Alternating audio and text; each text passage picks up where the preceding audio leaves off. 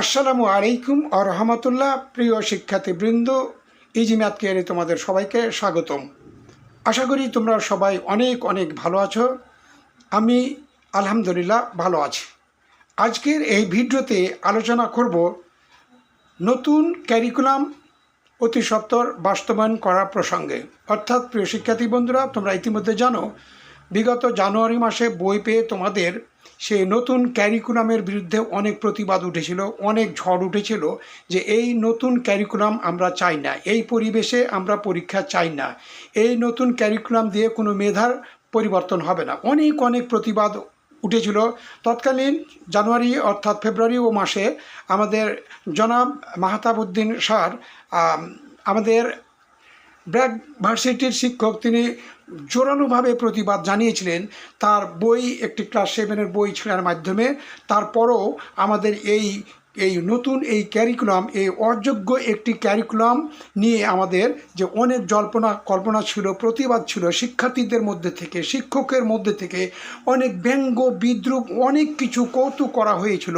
তারপরেও কিন্তু এই নতুন ক্যারিকুলামের প্রতি কোনো কর্ণপাত করা হয়নি।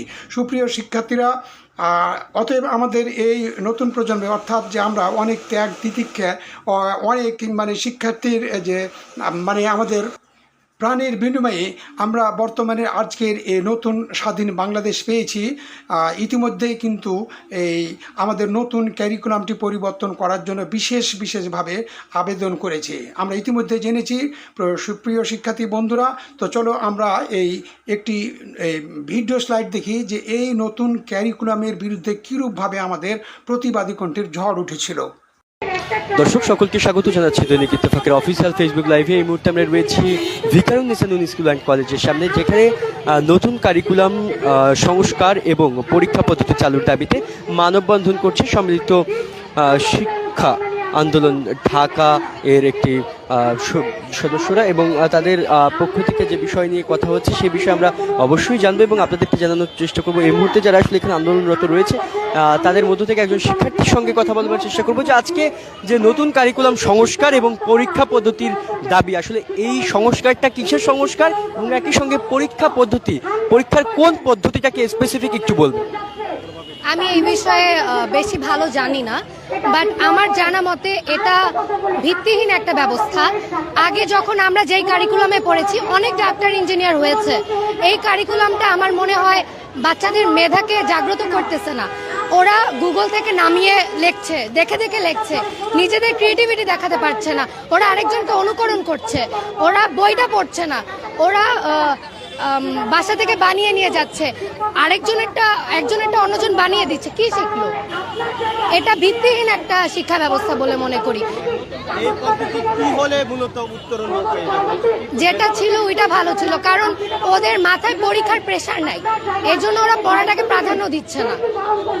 আগে তো বলা হতো পরীক্ষা দিয়ে শিক্ষার্থীদেরকে চেপে রাখা হচ্ছে, অর্থাৎ তাদের মধ্যে সৃজনশীলতা নাই, শুধুমাত্র পরীক্ষা পদ্ধতি, তারা সবসময় পরীক্ষা নিয়ে ব্যস্ত থাকে, চিন্তা করার সুযোগ পায় না। এই যে তারা গবেষক হবে, সায়েন্টিস্ট হবে, সেটি কিন্তু আমাদের দেশে তৈরি হচ্ছে না। আপনি কি মনে করেন আগে যে শিক্ষা ব্যবস্থা ছিল ওইটাতে কি মানুষ গবেষক হয়নি? এটা নিজে যতটুকু নিতে পারবে তার উপর। এই ব্যবস্থা তো মানুষকে আরো নিচে নামাচ্ছে, স্টুডেন্টদের নিচে নামাচ্ছে। ওরা নিজেদের ক্রিয়েটিভিটি প্রদর্শনই করতে পারতেছে না। ক্রিয়েটিভিটি কি? ভাত বানানোতে ক্রিয়েটিভিটি? মোটেও না। রান্না করাতে ক্রিয়েটিভিটি? মোটেও না। আপনি একজন শিক্ষার্থী হিসেবে পরীক্ষা পদ্ধতিটা কিভাবে চাইছেন, এটা একটু বলুন। আমাদের শিক্ষা ব্যবস্থা অনুযায়ী আমি যেটা চাচ্ছি যে নর্মালি যেটা ছিল আমাদের বই, বোর্ড বই যেটা, ওইটা অনুযায়ী সরকার আমাদের যেরকম দিত ওই অনুযায়ী আমরা পরীক্ষা দিব। কিন্তু এখন পুরোপুরি অন্যরকম হয়ে গিয়েছে। আমাদের যে মারা তারাও এই শিক্ষা ব্যবস্থার সাথে অভ্যস্ত না। তারা বাচ্চাদেরকে শিক্ষা দিবে? গ্রামগঞ্জের মারা, তারা তো জানেই না এই শিক্ষা ব্যবস্থা সম্পর্কে। এখন ত্রিভুজ, বৃত্তকার, এসব দিয়েছে, এগুলি গণিতের একটা অংশ। এটা দিয়ে আমি একটা বাচ্চার মেধা কিভাবে জাজ করব? আমি ভালো করলে আমি ত্রিভুজ, আমি খারাপ করলে আমি বৃত্ত? না, এটা ভিত্তিহীন। ভিত্তিহীন শিক্ষা ব্যবস্থা।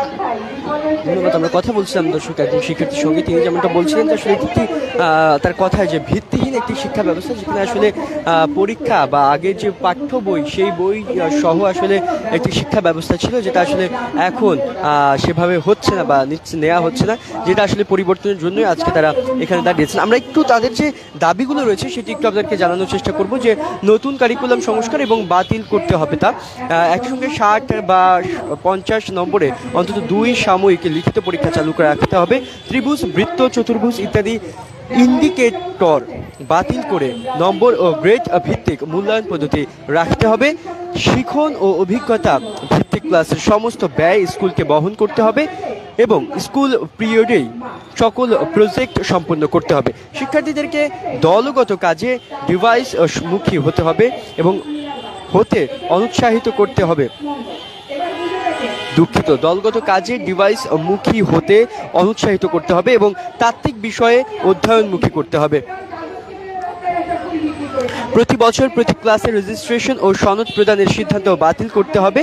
একই সঙ্গে সর্বশেষ যে দাবিগুলো রয়েছে তাদের সর্বশেষ দাবি যেটা, সকল শ্রেণীতে নতুন কারিকুলাম বাস্তবায়নের আগে অবশ্যই তা মন্ত্রী পরিষদ এবং সংসদে উত্থাপন করতে হবে, যেটাকে করে আসলে এই বিষয়টি সম্পর্কে যারা আসলে অভিভাবক রয়েছে তারা আসলে জানতে পারবে এবং অবগত হতে পারবে তারা এই বিষয় সম্পর্কে, যে কারণে আসলে তারা এ ধরনের দাবি জানাচ্ছেন। এবং আমরা দেখতে পাচ্ছি যে এখানে আজকে ভিকারুন্নিসার সামনে দেখতে পাচ্ছি যে শিক্ষার্থীর যারা অভিভাবক রয়েছে মায়েরা, তারা কিন্তু এখানে অবস্থান নিয়েছেন এবং তাদের অবস্থানে কিন্তু তারা ছোট ছোট প্লেকার্ড, ফেস্টুন, ব্যানার নিয়ে তারা কিন্তু এখানে আন্দোলনে নেমেছেন এবং মানববন্ধন করছেন এই মুহূর্তে। এবং তাদের যে দাবিগুলো রয়েছে সেই দাবিগুলো আপনাদেরকে আমরা ইতিমধ্যেই শুনিয়েছি এবং জানিয়ে দিয়েছি। এরই মধ্যে আমরা আসলে তাদের কাছ থেকে, তারা আসলে যারা অভিভাবক এখানে উপস্থিত রয়েছেন তাদের কাছ থেকে একটু জানবার চেষ্টা করবো এবং তাদের কাছ থেকে জেনে আপনাদেরকে জানানোর চেষ্টা করবো যে আসলে তারা কি ভাবছেন। আসলে বর্তমান যে শিক্ষা ব্যবস্থা সেটির আসলে নতুন কারিকুলামের সংস্কার চাইছেন এবং পরীক্ষা পদ্ধতি বাতিলের কথা বলছেন। আসলে বর্তমান যে পরীক্ষা পদ্ধতি সেটার বিপক্ষে, আমি সেটাই বলছিলাম আপনাকে যে বর্তমান পরীক্ষা পদ্ধতির বিপরীতে গিয়ে পূর্বের যে পরীক্ষা পদ্ধতি ছিল সেটিতে যেতে হবে এবং এখনকার যে কারিকুলাম সংস্কার সেটা সংস্কার করতে হবে। আপনাদের আসলে কি ধরনের সমস্যা হচ্ছে এখনকার পরিস্থিতিতে? ধন্যবাদ আপনাকে। আমাদের সমস্যা হচ্ছে বাচ্চারা ডিভাইস পড়াশোনা থেকে সম্পূর্ণ বাইরে চলে গেছে এবং ডিভাইস নির্ভর হয়ে গেছে। আমার বাচ্চা আজকে প্রায় 10 মাসে, আমার মনে হয় না একটা শব্দ শিখতে পারছে। ওরা সারাক্ষণ শুধু গ্রুপ ওয়ার্কে ব্যস্ত, মোবাইল 3টা নিয়ে নেয়, একসাথে কাজ করার জন্য তার 3টা মোবাইল লাগে, কারণ সে সবার সাথে কানেক্ট হওয়ার জন্য তার মোবাইলের দরকার। সে মোবাইল আসক্ত হয়ে যাচ্ছে, বাচ্চাকে কিন্তু কন্ট্রোলে রাখতে পারতেছি না আমরা।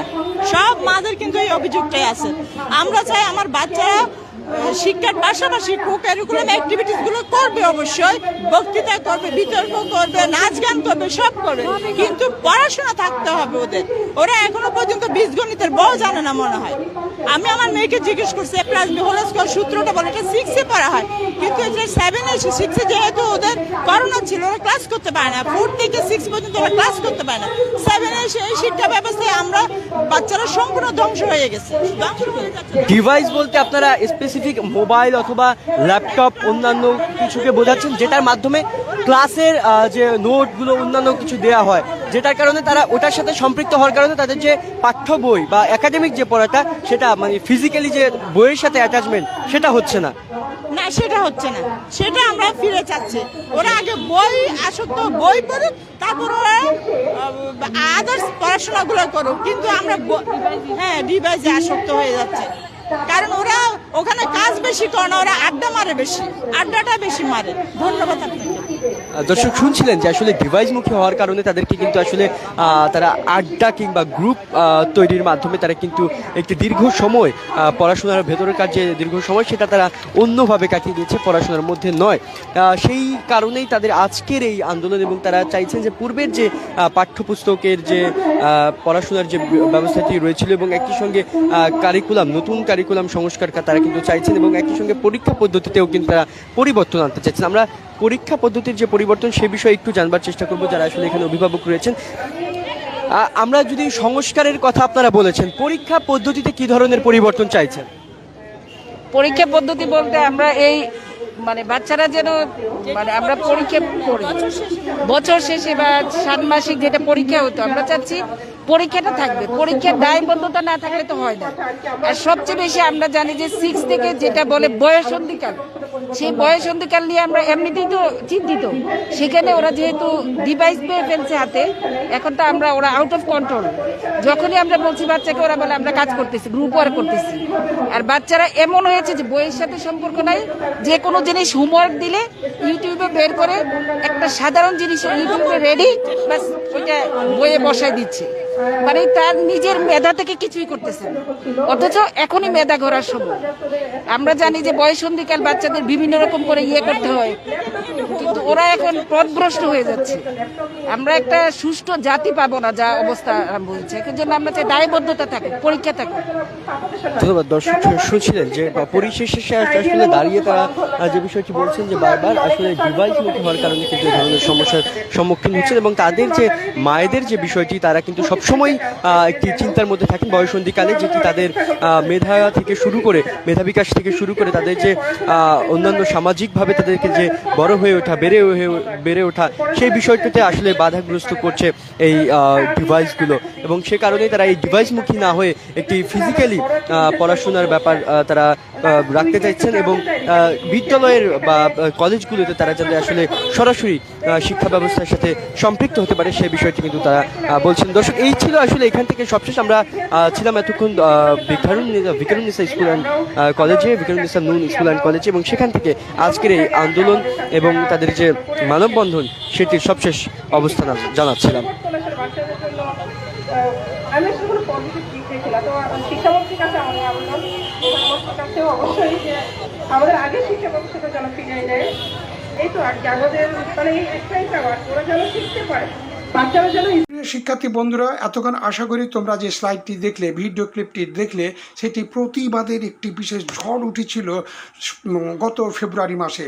শুধু শিক্ষার্থীর নয়, শিক্ষার্থীর অবস্থান থেকে, শিক্ষকের অবস্থান থেকে, বিভিন্ন ভার্সিটির স্বনামধন্য শিক্ষকের পক্ষ থেকে, সুশীল সমাজের পক্ষ থেকে, অভিভাবকের পক্ষ থেকে, সকলের পক্ষ থেকে অনেক অনেক প্রতিবাদের ঝড় উঠেছিল।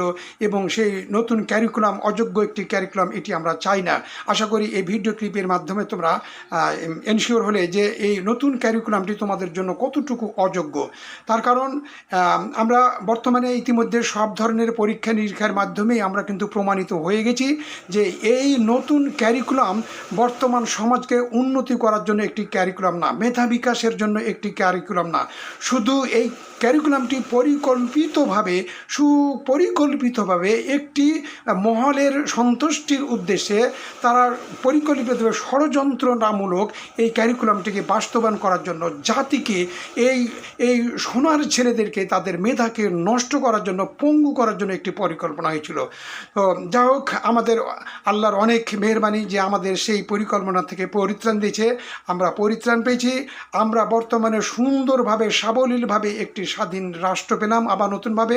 এই প্রজন্ম মনে থাকবে 2024 সাল 5 আগস্ট। সুপ্রিয় শিক্ষার্থী বন্ধুরা, তোমরা স্ক্রিনে দেখতে পাচ্ছ আবারও কিন্তু নতুন ক্যারিকুলাম পরিবর্তনের জন্য আবেদন উঠেছে। অর্থাৎ এই নতুন ক্যারিকুলাম পরিবর্তনের দাবি ঢাবি শিক্ষক শিক্ষার্থীদের আবারও কিন্তু পরিবর্তনের একটি আমরা গন্ধ পেতে যাচ্ছি যে এই নতুন ক্যারিকুলামটাকে অতি সত্বর পরিবর্তন করে আবার অন্য একটি যে শিক্ষার উপযোগী, মেধার বিকাশের উপযোগী, প্রতিযোগিতার উপযোগী, অর্থাৎ মূল্যায়ন উপযোগী একটি সুন্দরভাবে একটি আমাদের পরীক্ষার নতুন ক্যারিকুলাম আমাদেরকে উপহার দেওয়া হোক। প্রিয় শিক্ষার্থী, স্ক্রিনে তোমরা দেখতে পাচ্ছ নতুন ক্যারিকুলাম পরিবর্তন করার দাবি জানিয়েছে ঢাকা বিশ্ববিদ্যালয়ের শিক্ষক শিক্ষার্থীদের একাংশ। ছাত্র জনতার সম্মতিক্রমে এই দাবি জানিয়েছেন তারা। এছাড়াও কোটা সংস্কার আন্দোলনকে কেন্দ্র করে দেশব্যাপী শিক্ষার্থী সহ সাধারণ জনগণের উপরে চালানো গণহত্যা অভিযুক্তদের বিচারের আওতায় আনার দাবিতে র্যালি ও প্রতিবাদ করা হয়েছে। মঙ্গলবার 6 আগস্ট দুপুরে বিশ্ববিদ্যালয় অপরাজেয় বাংলার পাদদেশে প্রতিবাদ ও সাধারণ সভার আয়োজন করেন। বিশ্ববিদ্যালয়ের পদার্থ বিজ্ঞান বিভাগের ব্যানারে আয়োজিত এই প্রতিবাদ সমাবেশ বিভাগের অধ্যাপক ডক্টর আমিনুল ইসলাম তালুকদার বলেন, আজকে আমাদের দাবি গণহত্যার পিছনে যাদের হাত ছিল নিরপেক্ষ তদন্ত করে তাদের সুষ্ঠু বিচার নিশ্চিত করা হোক। তিনি বলেন, তারা দেশ বা দেশের বাইরে যেখানেই থাকুক না কেন সেখান থেকে ধরে এনে গণহত্যার দায়ে তাদের বিচার করতে হবে। আজকের বিচার কোনো খুনির কাছে চাইতে হবে না। নতুন কোনো প্রশাসন তৈরি হবে, তারা এই নিষ্ঠুর বিচার করবে।